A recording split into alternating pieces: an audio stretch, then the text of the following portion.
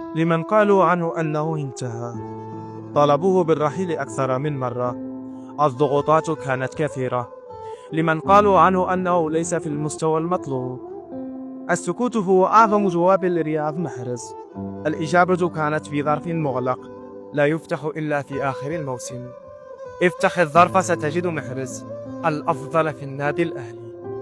أراد أن يغير الصورة ويرسم فيها لوحة فنية بألوان النادي الأهلي. رياض هو ملك القلعة. حكم زمام الأمور في النادي وأغلق القلعة في وجوه الخصوم في آسيا. الأهلي يتوج بكأس آسيا للنخبة بمجهود استثنائي للجزائر غير مسبوق من تسجيل وصناعة. ولا ننسى المتعة على أرض الميدان. هو يقدم سحرا فريدا من نوعه جعل الجميع يتغنى باسمه ورد على منتقديه بوزوجة النادي الأهلي: شكون انتما؟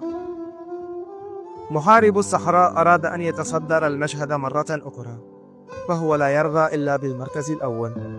القلعة تعيش أفضل أوقاتها. محرز هو العنوان الجديد في النادي الأهلي في انتظار كتابة النص الكامل في الموسم القادم.